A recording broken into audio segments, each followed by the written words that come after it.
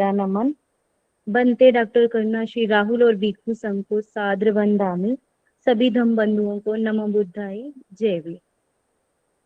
मेरा आज का विषय है बुद्ध धम्म से ही सामाजिक, राजनीतिक और आर्थिक उत्थान।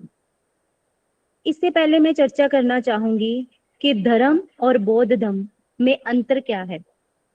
जो धर्म है, धर्म के जो अर्थ है वो बहुत ही संकुचित है, बहुत ही सीमित है, बहुत ही छोटे हैं, जिसमें हम क्या करते हैं, पूजा करते हैं, अर्चना करते हैं, अपनी जो है मांगों को किसी कथित जो है व्यक्ति के सामने, मूर्ति के सामने रखते हैं और उसी को ही हम जो है सब कुछ मान के चलते हैं और अपने जो कार्य हम दिन प्रतिदिन करते हैं, अच्छे चाहे बुरे, उसका जो कारण है हम अपने पूर्ण जन्म का जो है हिस्सा मानते हैं, जिसका कि हमारे आज के जीवन में कहीं भी कोई भी स्थान नहीं है। तो दूसरी तरफ है बौद्ध धम्म। बौद्ध धम्म, धम्म का अर्थ है प्रज्ञा और करुणा। धम्म का अर्थ है प्रज्ञा और करुणा। देखिए, कोई भी व्यक्ति विशेष कब दुखी होता है? जब उसके द्वारा लिया गया कोई डिसीजन या किया गया कोई कार्य, जहाँ की कोई कार्य अगर वो करता है तो उसका चुनाव अगर गलत हो जाता है तो कोई भी व्यक्ति जो है उसके परिणामों से दुखी हो जाता है। दूसरा, जब कोई व्यक्ति किसी कार्य को करता है या किसी कार्य का चुनाव गलत कर बैठता है और उसके परिणामों से जब वो दुखी होता है, अगर कोई व्यक्ति उसकी पीड़ा को समझ नहीं पाता या उसकी पीड़ा को साझा नहीं करता तो व्यक्ति दुखी होता है।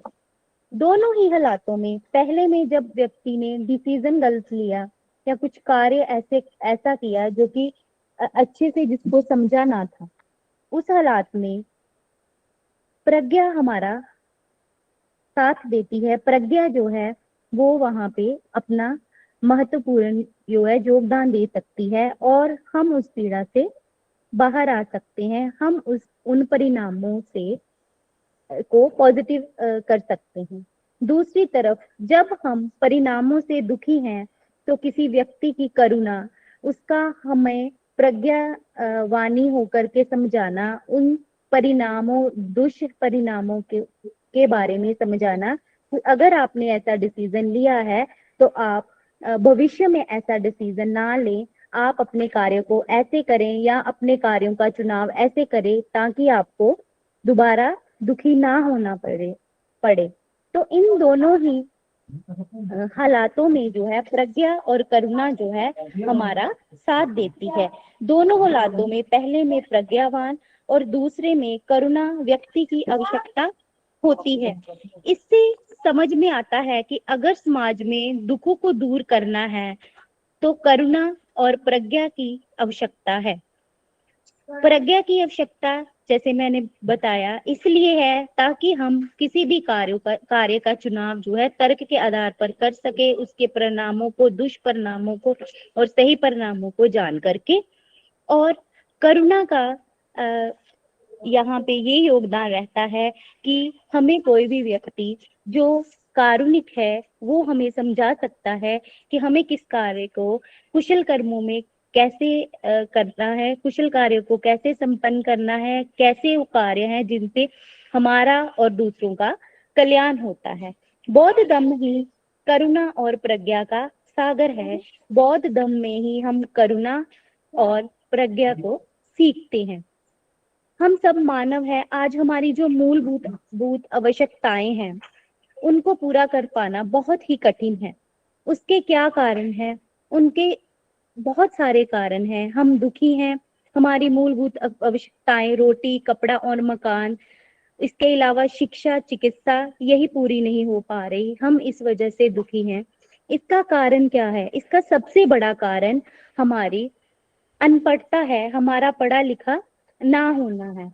अगर एक व्यक्ति पढ़ा लिखा ना हो तो वो अपने कौशल का प्रयोग ठीक ढंग से नहीं कर पाता, जिसकी वजह से वो बेरोजगार रहता है और उसकी जो आर्थिकता है वो बहुत ही कम होती है। पढ़े लिखे ना होने के कारण जब वो बहुत कम आर्थिकता इकट्ठी कर पाता है, तो वो कहीं ना कहीं टोने टोटकों में पड़ जाता है, वो वहमों भरमों में फंस जाता है। वो अपनी ये जो गरीबी का कारण है वो किसी अनजान शक्ति को बताता है, और वो जो जितनी भी आर्थिकता कमाता है वो सारी की सारी, मतलब उसका लगभग बहुत सारा हिस्सा उन चीजों में खर्च कर देता है, और दोबारा शिक्षा के लिए उसके पास कुछ भी नहीं बचता, और उसकी आने वाली पीढ़ी जो है वो फिर से अनपढ़ रह जाती है, और वो फिर से यही जो कुचक्कर है गरीबी का उसमें पड़ जाती है। एक गरीब व्यक्ति बहुत जल्द ही अपनी जो गरीबी है उसका कारण जो है अपने पिछले जन्मों का पिछले जन्म के कर्मों का फल समझने लग जाता है। वो अपनी गरीबी का कारण अनपढ़ता को नहीं मानता, वो अपनी गरीबी का कारण किसी दैवीय शक्ति का प्रकोप मान लेता है, जिस वजह से वो जितनी भी आय अर्जित करता है वो सारी ही सारी जो है कर्म कांडों में गवा देता है, जिससे वो अच्छी सेहत, अच्छा खान पान, अच्छी शिक्षा ग्रहण नहीं कर पाता, और वो फिर पहले से बदतर स्थिति में जो है वो चला जाता है। जैसे एग्जाम्पल के तौर पे एक व्यक्ति 500 रुपया प्रतिदिन कमाता है, उस 500 रुपए में उसके घर का गुजारा बहुत ही मुश्किल से चलता है, लेकिन उनकी जो घर वाले हैं या कहीं ना कहीं वो इन विचारों में पड़ा हुआ है कि ये हमारे पूर्वजों का कोई दुष्कर्म है, जब पुनर्जन्म पुराने जन्मों का कर्म है, जिस वजह से हमारी ये कंगाल बड़ी हालात है।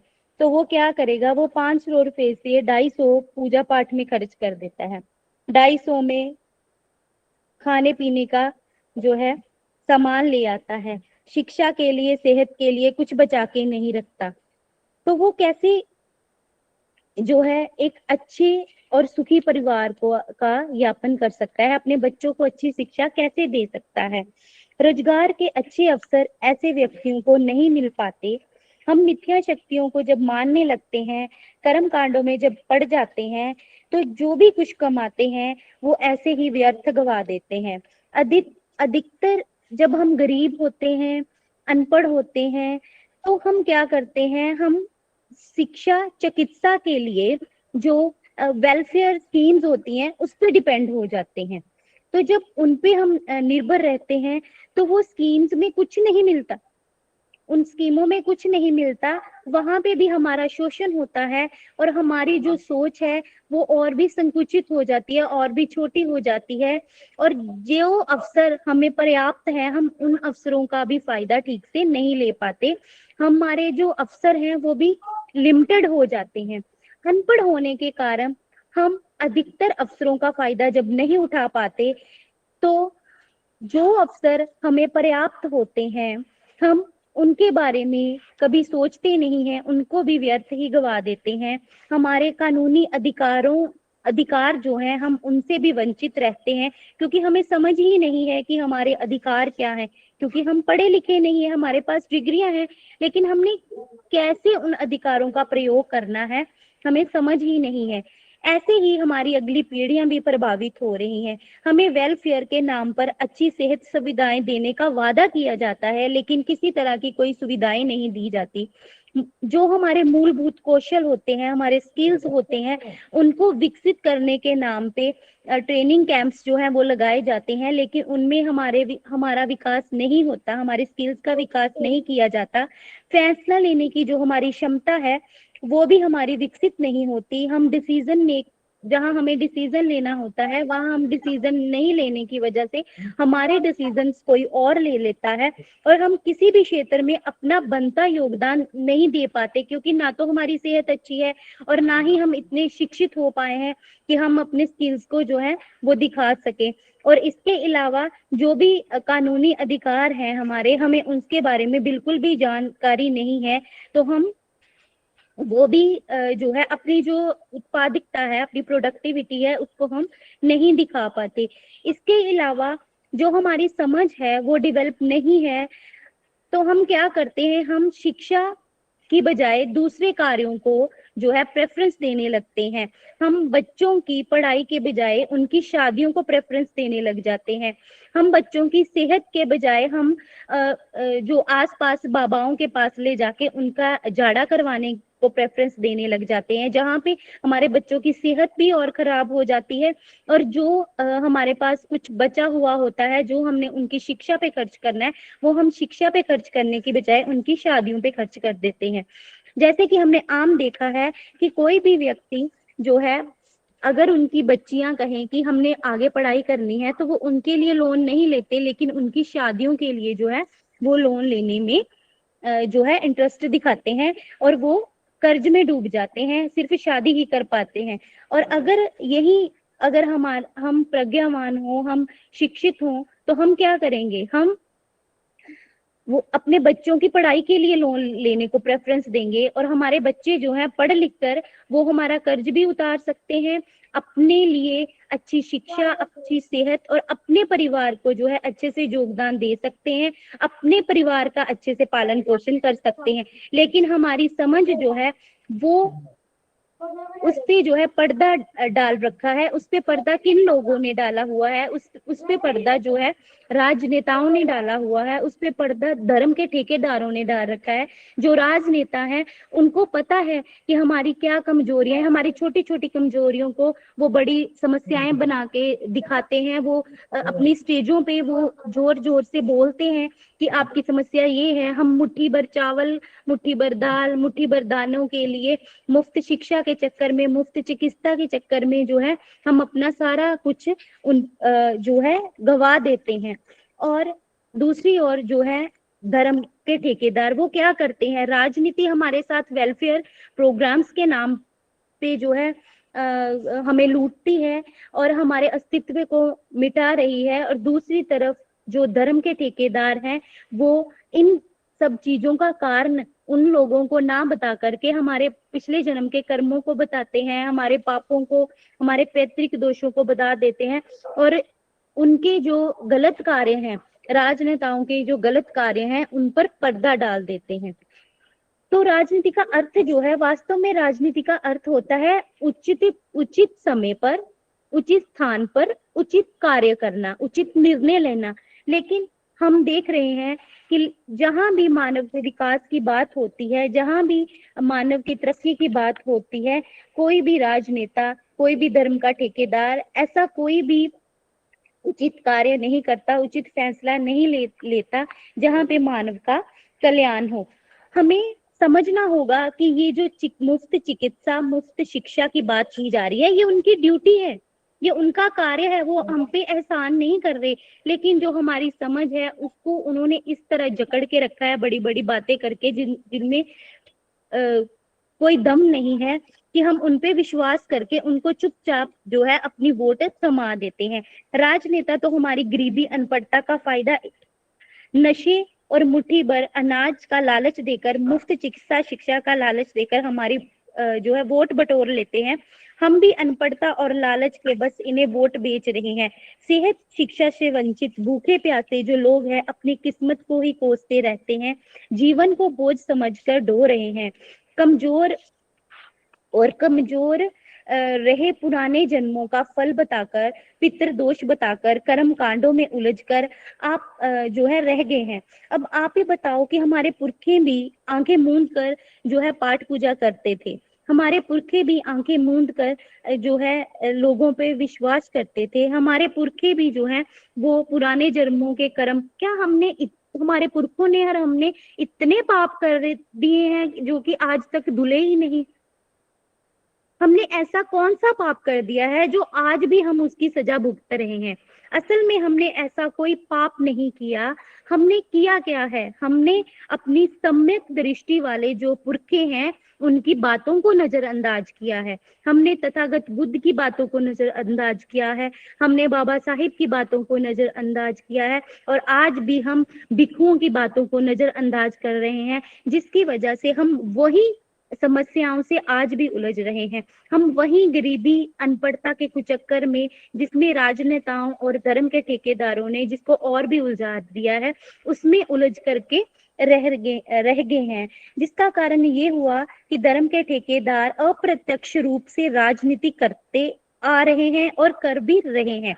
हम वोट के अधिकार का भी प्रयोग अपनी मर्जी से करने के योग्य नहीं रहे। इन सब हालातों से हम कैसे बाहर निकलें? जैसे ये हालात हैं, इससे बाहर निकलने के लिए हमें एक दूसरे का सहारा बनना है। जैसे ये हालात बन चुके हैं आज के, आपने भी देखा होगा, हम चाहे जितना मर्जी तड़प लें, हमें वहीं के वहीं जकड़ के रखा जाता है। हमें मतलब हमारी हालात इस तरह की हो रही है कि हम फड़फड़ाते हैं, लेकिन ये जो चक्र बना हुआ है, ये जो हमारे इर्द गिर्द के लोग हैं, ये ऐसे लोग हैं जिन्होंने हमें इस तरह से जकड़ रखा है कि हम बाहर नहीं निकल पा रहे। उसका कारण यही है कि हम जो बहुजन लोग हैं, हम एक दूसरे का सहारा नहीं बन रहे। हम एक दूसरे को साथ देने की बजाय एक दूसरे की जो है टांगे खींच रहे हैं। मैं आपको एक एग्जांपल दूंगी। एक बार क्या हुआ कि हमारे गांव में एक आंटी थे, उनके पैर को काटना पड़ा।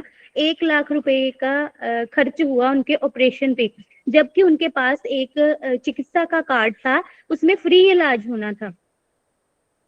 उसके बाद थोड़ी देर बाद मुझे किसी रिश्तेदार के साथ उसी हॉस्पिटल में जाने का मैं गई, और उनका भी वही इलाज होना था। मुझे नॉलेज थी, मैं पढ़ी लिखी थी, तो मैंने उस कार्ड का प्रयोग किया और उनके सभी टेस्ट करवाए। जब मैं टेस्टिंग लैब में गई, सैंपलिंग दी, तो उसमें से 4 टेस्ट जो है उन्होंने किए, बाकी के 2 नहीं किए। उन्होंने बोला कि ये टेस्ट मैं नहीं कर सकता। मैंने बोला कि अगर आपने ये टेस्ट नहीं करने तो आप काट दीजिए, इसका बिल तो जो है वो सरकार की तरफ से आपको आएगा। लेकिन उस लड़के ने वो टेस्ट नहीं काटे। मैं वहां पे अड़ गई कि नहीं, आपको ये काटने होंगे, अदरवाइज या तो आप टेस्ट करो या फिर ये काट दो। तो वो वहां पे वो लड़का जो है बोला चलो ठीक है मैम, हम ये टेस्ट कर देते हैं। लेकिन जैसे ही मैं 4 घंटे के बाद रिपोर्ट लेने गई, वो लड़के ने वो 2 टेस्ट नहीं किए हुए थे। जब मैंने वो चेक करा रिपोर्ट, तो उसमें वो टेस्ट के जो रिपोर्ट थी वो नहीं थी। मैं अवेयर थी, तो मैंने उससे कहा कि आपने ये टेस्ट क्यों नहीं किए, तो मैं कंप्लेन करूंगी। मैंने जैसे ही बोला कि मैं कंप्लेन करूंगी, उसने मेरे हाथ से वो स्लिप छीन ली। तो मैंने उसी वक्त पुलिस में फोन किया कि यहाँ पे जो मामला है, एक आदमी जो है एक औरत के साथ हाथापाई कर रहा है, दूसरी तरफ इसने जो है टेस्ट भी नहीं किए। तो वहां क्या हुआ कि थोड़ी देर के बाद हम जब पुलिस थाने में गए, तो वहां पे वो पुलिसमैन क्या कह रहा है कि मैडम छोड़ो, ऐसा तो होता ही रहता है, दिन में कितने लोग आते हैं कितने जाते हैं, आप इसको मनवा करके क्या करोगे कि इसने आपसे वो स्लिप छीनी है या इसने वो टेस्ट नहीं किए, कल ये आपके मुफ्त टेस्ट कर देगा। देखिए, मुझे समझ है, मैंने वो टेस्टों के बारे में उनसे पूछा, और जो व्यक्ति रोज आते, रोज कितने मरीज आते होंगे, कितने बोलते होंगे, कुछ को तो पता ही नहीं होगा कि क्या हुआ या क्या नहीं हुआ। मतलब इस तरह से हमें जो है वो लूटा जा रहा है, इस तरह से हमें बेवकूफ भी बनाया जा रहा है। और हम हमें समझ ना होने की वजह से हम जो है अपनी जो क्या कहते हैं, अपने हकों के लिए हम बोल नहीं पाते। और इन हालातों में से हम कैसे बाहर आएंगे? हमें एक दूसरे का साथ देना है। अगर किसी के साथ कुछ गलत हो रहा है तो हमें उसका साथ देना है, हमें उसके साथ खड़े रहना है। और बौद्ध धम्म एक मात्र ऐसा मार्ग है जिससे हम ये सीखते हैं कि हमने हर तरह के हालात से कैसे निपटना है। जैसे मैंने शुरू में बताया कि बौद्ध धम्म का अर्थ है करुणा और प्रज्ञा। बौद्ध धम्म करुणा और प्रज्ञा का सागर है। दम दो और दो से अधिक लोगों, 2 और 2 से अधिक व्यक्तियों के बीच का संबंध है। उनके बीच करुणा और मैत्री का संबंध है। एक व्यक्ति खुद को करुणा और मैत्री नहीं दिखा सकता, प्रज्ञा नहीं दिखा सकता। जैसे कि अगर एक व्यक्ति जो चोरी करता है, वो चाहेगा कि उस पे करुणा दिखाई जाए, और अगर वो चोरी करता पकड़ा जाता है तो उसको छोड़ दिया जाए। इसी तरह एक व्यक्ति जो नशे करता है, वो चाहेगा कि जब वो पकड़ा जाए तो उसको छोड़ दिया जाए, उसको कोई समझाने वाला ना हो, क्योंकि उसमें ही उसको आनंद मिलता है। इसी तरह व्यभिचार करने वाला, हिंसा करने वाला, उसको उसमें ही मजा आता है, तो वो चाहेगा कि उस पे करुणा दिखाई जाए और उसको छोड़ दिया जाए। लेकिन एक प्रज्ञावान व्यक्ति जो है, उसको उस चीज से रोकेगा। प्रज्ञावान होना और करुणा ना, ये दोनों ही धम्म में एक साथ चलते हैं और बौद्ध धम्म हमें सिखाता है। इस तरह जब कोई व्यक्ति गलत कार्य करता है, एक प्रज्ञावान व्यक्ति उसको वो कार्य करने से रोकता है। और जब कोई व्यक्ति प्यासा है तो एक करुणाशील व्यक्ति उसको पानी देगा, भूखा है उसको खाना देगा, जख्मी है उसके जख्मों पे मरहम लगाएगा, और अगर उसे शिक्षा की जरूरत है वो उसकी शिक्षा में सहायता करेगा, चिकित्सा की जरूरत है तो चिकित्सा में सहायता करेगा, और अगर अन्य इस तरह कोई और कार्य है तो उसमें सहायता करेगा। इस तरह बौद्ध धर्म हमें सिखाता है कि हमने कब और कहाँ किस पे करुणा दिखानी है। हमारी करुणा किस व्यक्ति के लिए हो, हमारी करुणा कैसी हो, हमारी प्रज्ञा कैसा हो। हम अकुशल कर्म ना करें, जो भी हमारी जो है आय है हम उसका जो प्रयोग है कुशल कर्मों के लिए करें।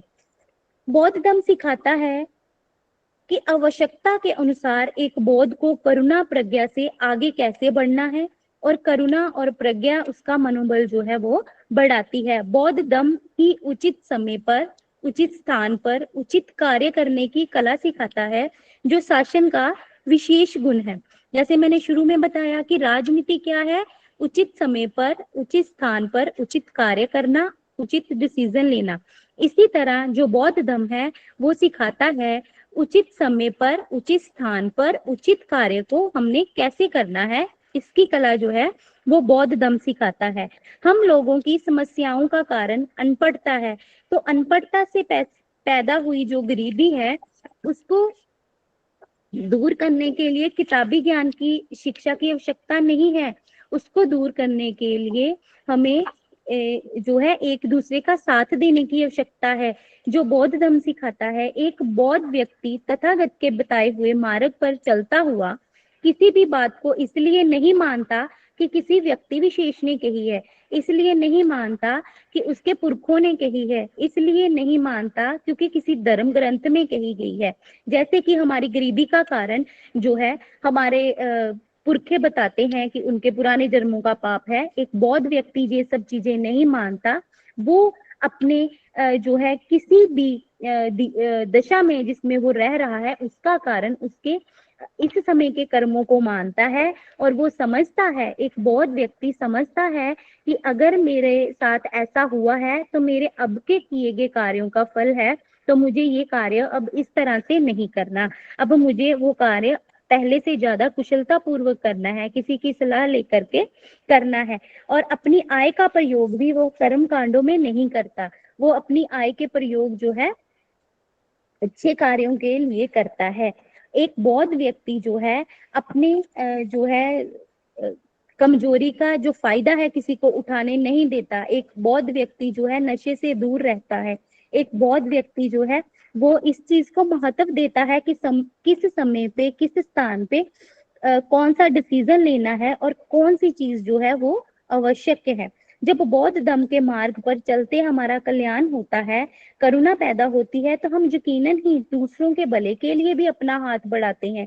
हम अपने कल्याण के साथ साथ उनका कल्याण भी चाहते हैं जो हमारे आसपास हैं, जिसके लिए हम एक विशाल जनसमूह के रूप में उभरते हैं। हम जब जानते हैं कि एक विशाल जनसमूह का भारतीय राजनीति में विशेष महत्व है, और अगर जनसमूह बौद्ध जनसमूह हो तो हम बहुत जल्द इस कुचक्कर को, इस गरीबी के, अनपढ़ता के जो कुचक्कर है, दरिद्री का जो कुचक्कर है, उसको तोड़ सकते हैं और मानव कल्याण की ओर बढ़ सकते हैं। बुद्ध का शासन जो है वो स्थापित कर सकते हैं। हमारे समाज में फिर किसी तरह का नशा, गरीबी, अनपढ़ता, अकुशल कर्म नहीं होंगे, चोरी चकारी नहीं होगी। प्रत्येक व्यक्ति जब वर्तमान स्थिति का कारण उसके द्वारा किए गए इस जन्म के कार्य को समझता हुआ उनमें सुधार करेगा, यकीनन ही अपने साथ साथ दूसरों का भी कल्याण करेगा।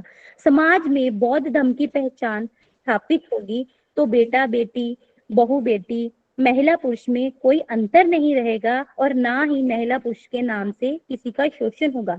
शुरू में जैसे मैंने बताया कि एक दुखी व्यक्ति की पीड़ा को करुणाशील व्यक्ति ध्यान से सुनता है, तर्क के आधार पर उसका निर्णय करता है और उसे दुख मुक्त करने का प्रयास करता है। हम प्रज्ञावान होंगे तो अपने अधिकारों को अच्छे से समझते हुए उनका प्रयोग करेंगे और अपने कर्तव्यों का पालन भी करेंगे। हम अपने स्किल्स को अच्छे से डेवलप करेंगे। तथागत की देशना के अनुसार हमारे दुख का कारण हमारी असीमित इच्छाएं हैं, हमारी बहुत सी इच्छाएं हैं। हमारी इच्छा जो है रोटी कपड़ा मकान तक सीमित नहीं है। हम तो लग्जरी गाड़ियां चाहते हैं, हम तो बड़े महल चाहते हैं, इसीलिए हम जो है दुखी हैं। जब हम बौद्ध धर्म में आते हैं तो हम समझते हैं कि तथागत ने किस चीज को प्रेफरेंस देने के लिए कहा है। उनकी देशनाओं में उन्होंने कल्याण हमारा कैसे हो, दूसरा का कैसे हो, कैसे बताया है। तो जो हमारी इच्छाएं हैं खुद ब खुद सीमित हो जाती हैं और हम खुश रहने लगते हैं। तो बौद्ध व्यक्ति अपने आप अनावश्यक इच्छाओं को पूरी करने की लालसा में नहीं पड़ता। बाबा साहिब ने कहा है, जब भी कहा है कि जो राह मंजिल तक नहीं जाती, जो राह मंजिल तक नहीं जाती उस पे चलने का कोई फायदा नहीं है। तो इसी तरह हमें कर्म कांडों में या दूसरे कार्यों में नहीं उलझना, हमें राजनेताओं की झूठी बातों में नहीं आना, क्योंकि उस वो अनलिमिटेड, देखो कितने साल हो गए आजादी को और अब तक वो झूठ बोलते आए हैं, अब तक हमें अपनी बातों में उलझाते आए हैं। क्या आज तक हमें फायदा हुआ? कभी नहीं। तो अब क्या होगा, हमें उनकी बातों में नहीं उलझना। वो ऐसी राहें हैं जिनकी कोई मंजिल नहीं है, हमें उन राहों पे जाना ही नहीं है। बाबा साहिब ने कहा है, अशिक्षित को शिक्षित करना है, शिक्षित को सुशिक्षित करना है, सुशिक्षित को सांस्कृतिक करना है और संस्कृति को सुसंस्कृति करना है और सुसंस्कृति को ही सत्ता में लाना है। तो ही हमारा दय होगा। ऐसा समाज स्थापित हो, ऐसा राज्य स्थापित हो, उसके लिए हमें भी कुछ प्रयास करने होंगे। हमें अपनी पहचान स्थापित करनी है। बौद्ध के रूप में हमें अपने व्यक्तित्व को निखारना है। तथागत की देशनाओं से बनते करुणाशील जी के नेतृत्व में जो है हम ये कार्य को बहुत ही आसानी से कर सकते हैं। उन्होंने बहुत ही अच्छे तरीके से अपनी देशनाओं में बताया है कि हमने कैसा जीवन जीना है। अगर आपने लास्ट कुछ दिनों की देशनाएं बंते जी की सुनी होंगी तो आप यकीनन ही आपको सारा पता ही है कि हमें क्या करना है, क्योंकि नेतृत्व जो है, नेतृत्व की हमारे जीवन में बहुत ही अहम भूमिका है। नेतृत्व की हमारे जीवन में विशेष भूमिका होती है जो कि हमें कुशल बनाती है, हमें इतना कुशल बनाती है कि हम दूसरों का नेतृत्व करने के काबिल हो जाते हैं। तो हमें बंते जी के नेतृत्व में बहुत कुछ सीखना है और हमने सीखा भी है। हमें अपने भीतर परिवर्तन करना है और साथ साथ बाहरी परिवर्तन भी होना चाहिए। बंते जी ने बहुत बार हमें समझा, इस बात का जिक्र किया है कि हमें अपना पहनावा, हमें अपने अभिवादन, हमें अपने पर्व, हमें अपने चिन्ह, हमें अपनी जो रीतियां हैं, हमें अपनी वाणी है आदि सबको हमने जो है सुव्यवस्थित करना है, धम्म अनुसार करना है। हमें दूसरों को परिवर्तित करने का प्रयास तो करना है, लेकिन उससे पहले हमने खुद की जिम्मेवारी लेनी है, हमें खुद की जिम्मेदारी लेनी है। जब आप परिवर्तित होंगे, श्रेष्ठ जीवन जिएंगे, तो आपको देख करके दूसरे भी श्रेष्ठ जीवन जीने की लालसा करेंगे। वो भी आपसे पूछेंगे कि आपने ऐसा श्रेष्ठ जीवन जी रहे हो, आप इतने खुश हो, तो इसका कारण क्या है, हमें भी बताएं। हमें प्रत्येक कार्य को जिम्मेदारी से करना होगा। हमें प्रत्येक कार्य को करने की जिम्मेदारी खुद लेनी होगी। हमें अपने बच्चों के साथ, अपनी फैमिली के साथ जो व्यवहार हम करते हैं या चाहते हैं, वैसा व्यवहार ही हमें दूसरों के साथ भी करना है। समय की आवश्यकता को देखते हुए प्रत्येक कार्य को करना है। लकीर के फकीर नहीं बनना। जैसे कि तथागत ने बहुत बार कहा है कि कोई भी कार्य इसलिए मत करें कि किसी ने कहा है, किसी धर्म ग्रंथ में लिखा है, कोई व्यक्ति कह रहा है। समय के अनुसार जिस चीज की उचित समय के अनुसार जिस उचित कार्य करने की आवश्यकता है, वैसा ही कार्य आप करें। लेकिन ऐसी समझ भी होनी चाहिए। ऐसी समझ कैसे पैदा होगी? ऐसी समझ बौद्ध धम्म से ही पैदा होगी। बौद्ध धम्म में जब आप आओगे, तथागत के देशनाओं को सुनोगे, जो कि आज भी उतनी ही लाइबल है जितनी की आज से 2500 साल पहले थी। बाबा साहिब कई बार मैंने बहुत से लोगों को ये कहते सुना है कि बाबा साहिब तो खुद भिक्षुओं पर भरोसा नहीं करते थे। तथागत ने तो कहा है कि जो मैंने कहा है आपको उसको जरूरी नहीं है कि वो मानो। आप समय के अनुसार अपनी समझ का इस्तेमाल करो। ठीक है, बाबा साहिब ने कहा था कि भिक्षुओं पर मुझे भरोसा नहीं है, लेकिन किन भिक्षुओं पर भरोसा नहीं है? उन्होंने उन भिक्षुओं के बारे में बात कही थी जो भिक्षु हमारे जीवन को श्रेष्ठ बनाने में अपनी भूमिका नहीं निभा रहे थे। और तथागत ने भी सम्यक दृष्टि की बात की है, इसलिए उन्होंने कहा है कि जो मैंने कहा है वो वैसे का वैसा नहीं मानना, समय के अनुसार, स्थिति के अनुसार जो है आप तार्किक हो जाओ। लेकिन अगर हमें समझ ही नहीं है तो हम क्या करेंगे? हम तो वही जो पीछे हमारे पुरखे करते आए वही करेंगे ना।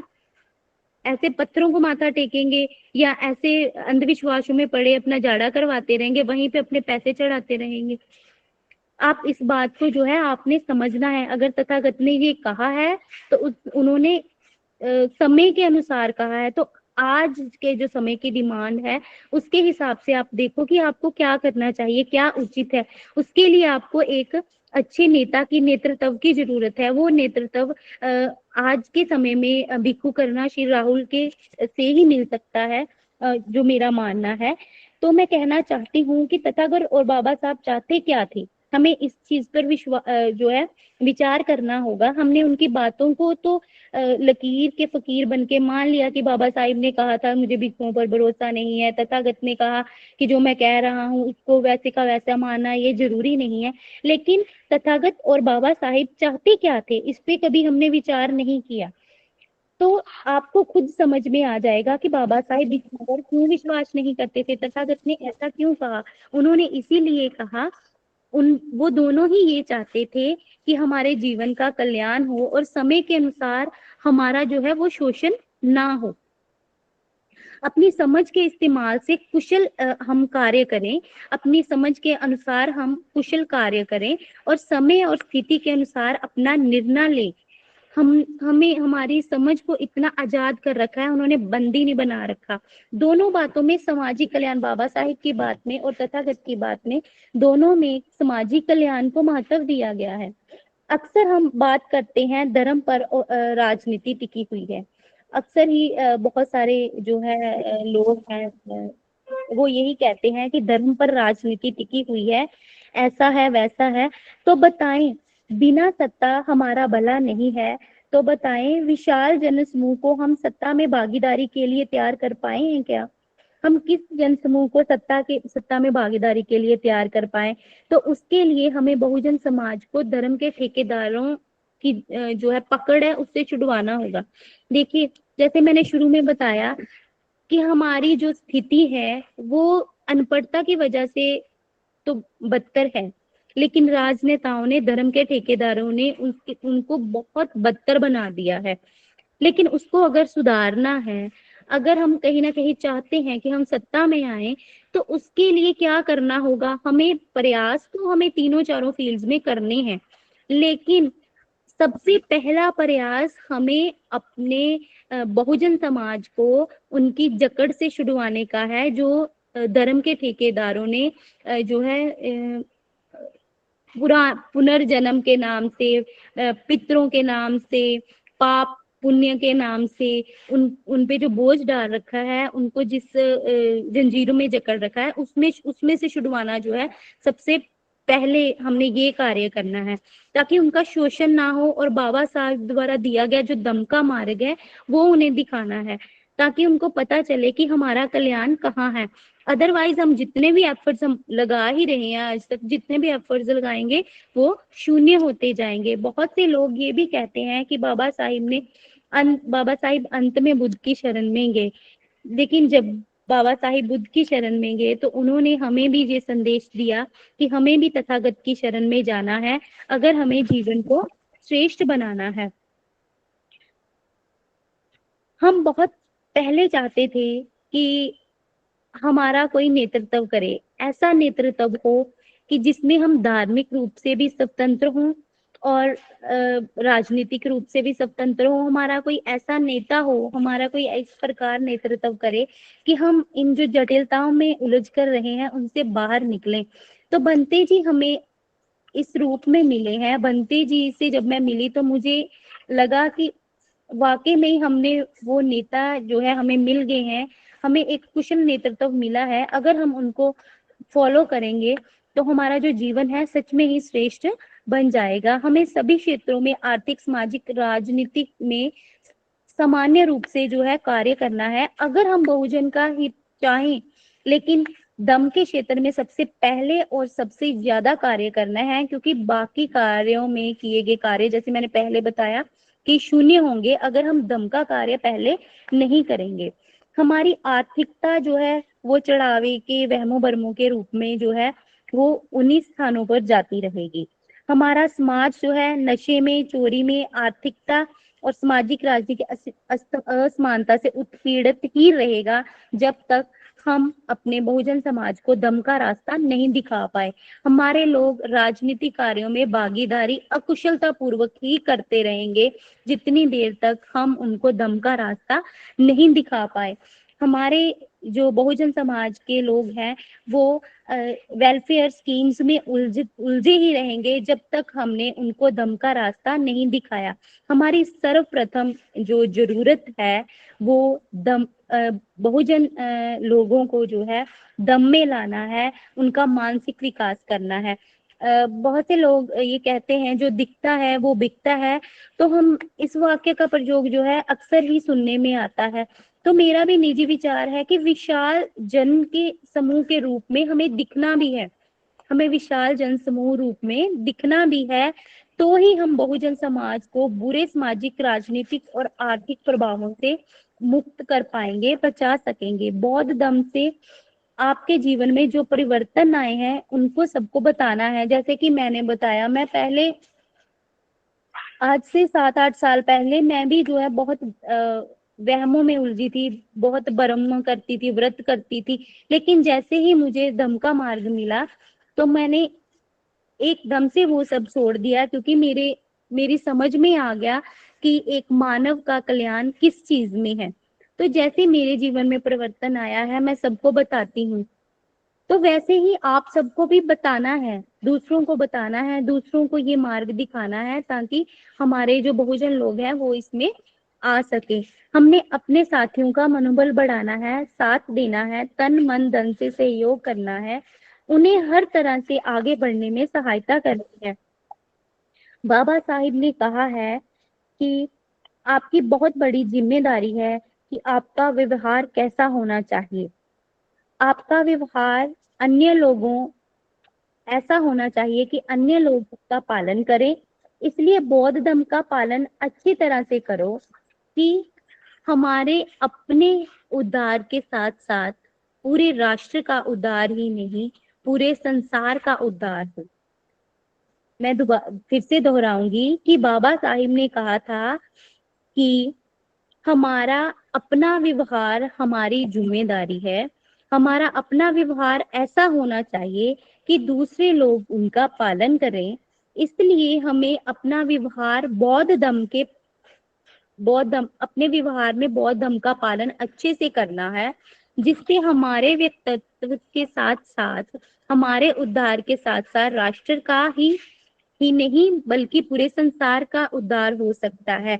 बा कि जब हम बौद्ध धर्म के अनुसार अपना जीवन यापन करते हैं तो हमारा उद्धार तो होता ही होता है, हमारे साथ हमारे में इतनी क्षमता आ जाती है कि हम पूरे संसार का उद्धार कर सकते हैं। इस तरह धम्म का अर्थ प्रज्ञा, करुणा है। इस बात को समझते हुए हमें अनपढ़ता, गरीबी, वहम भरम के कुचक्कर से निकलते हुए, राजनीति और धर्म के जकड़ से निकलते हुए, गंभीर गरीबी और अनपढ़ता के चक्कर से निकलते हुए बहुजन समाज को भी निकालना है और बौद्ध धम्म में जो है वो जाना है और बौद्ध धम्म के अनुसार अपना जीवन यापन करना है। क्योंकि जब हम बौद्ध धम्म के अनुसार अपना जीवन यापन करते हैं तो वहां हमें प्रज्ञा, करुणा, मैत्री और नशों से दूर रहने की शिक्षा मिलती है, जिससे हम अपने समझ का इस्तेमाल, अपनी आय का इस्तेमाल अच्छे से कर सकते हैं। हम अच्छे राजनेता के रूप में निखर कर आ सकते हैं। हम राजनीति में अपना अच्छा योगदान दे सकते हैं। हम अपनी वोट का इस्तेमाल बहुत अच्छे से करते हैं। मैं आपको एक एग्जांपल और दूंगी। मेरे को किसी ने कहा कि अगर आपकी वोट काट दी जाए चुनाव के दौरान अगर आपका वोट काट दिया जाए तो आप क्या करोगे? तो मैंने कहा कि ये मेरा हक है, मैं इसकी कंप्लेन करूंगी। तो वो उन्होंने कहा मुझसे, आपको कंप्लेन करने के लिए आपके साथ जाएगा कौन? आपके घर वाले तो जाएंगे नहीं। अगर आप अकेले चले भी जाते हो तो कौन से पुलिस थाने में आपकी रिपोर्ट लिखी जाएगी, या कौन सा ऐसा व्यक्ति है जो वो आपकी रिपोर्ट लिखेगा? देखिए, यहाँ तक लोगों की सोच है। तो हमारे जो लोग हैं वो तो बेचारे इतने फंसे हुए हैं गरीबी के चक्कर में, अनपढ़ता के चक्कर में, कि वो धर्म को ही सर्व सबसे ऊपर मान रहे हैं। धर्म के चक्कर में पड़े हुए, अनपढ़ता के चक्कर में, ये कर्म कांडों के चक्कर में इतने उलझे हुए हैं कि वो समझ ही नहीं पा रहे कि उनके जीवन का असली उद्देश्य क्या है। वो इनसे निकल कैसे पाएंगे? तो इनसे निकलने का एकमात्र साधन दम है, बौद्ध दम है। जब हम बौद्ध दम में आएंगे तो हमारा बौद्धिक विकास होगा। बौद्धिक विकास होगा तो हम तर्क वितर्क करना सीख जाएंगे। हमें समझ आएगा कि हमें शिक्षा को प्राथमिकता देनी है। जब हम शिक्षा को प्राथमिकता देंगे तो हमें समझ में आएगा कि हमने अपने कौशल जो है, अपने स्किल हैं, उनको डेवलप करना है। जब हम अपने स्किल्स को डेवलप करेंगे, हमें समझ आएगा कि स्किल्स के साथ साथ हमारी सेहत कितनी जरूरी है, हमारे बच्चों का कल्याण कितना जरूरी है। और इस कल्याण में सिर्फ जो है वो फॉर्मल शिक्षा ही नहीं, फॉर्मल एजुकेशन ही नहीं, फॉर्मल एजुकेशन के साथ साथ हमारा सामाजिक विकास कितना जरूरी है, बच्चों का नैतिक विकास कितना जरूरी है, और उसमें जो है बौद्ध धर्म का क्या स्थान है, हमें ये समझ आएगा। और जब हमें ये बातें समझ आएंगी तो हम आर्थिक तौर पे भी सक्षम होंगे, हम राजनीतिक तौर पे भी सक्षम होंगे, हम आर्थिक तौर पे भी सक्षम होंगे।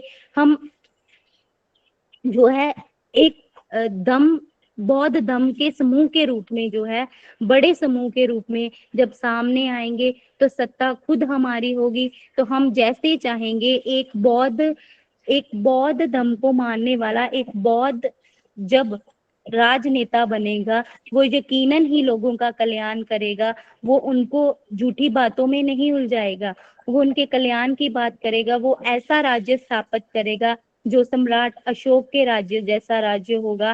तो अगर हम चाहते हैं कि ऐसा राज्य हो जो हमारे पुरखों के राज्य जैसा हो, तथागत बुद्ध के राज्य जैसा राज्य हो, तो हमें बौद्ध धर्म में आना ही होगा, हमें बौद्ध धर्म की दीक्षा लेनी ही होगी। हमें इसके विकास के लिए प्रयत्न करने होंगे, हमें धर्म को गति देनी होगी। और ये कार्य चाहे धीरे धीरे हो, लेकिन इस तरह से हो कि हम अपना जो है योगदान है 100% दे सके, और हम बौद्ध धर्म की जो स्थापना है उसके लिए अधिक से अधिक कार्य कर सके। मैं इन्हीं बातों के साथ अपनी वाणी को विराम देती हूँ, और मैं पुनः आप सबसे निवेदन करती हूँ कि आप बौद्ध धर्म की जो है ताकत है, जो शक्ति है, उसको समझें, अपने बच्चों को समझाएं, अपने आसपास के लोगों को समझाएं। इसकी जो लक्ष्य है, जो तथागत का लक्ष्य था, उसको समझे। बाबा साहिब का जो लक्ष्य था हमें बौद्ध धर्म देने में, उसको समझे। बनते डॉक्टर करुणाश्री राहुल जी जो प्रयास कर रहे हैं, वो क्यों प्रयास कर रहे हैं, उनको समझे। मैं इन्हीं प्रार्थना से जो है अपनी वाणी को विराम दूंगी। नमो बुद्धाय। जय गुरु।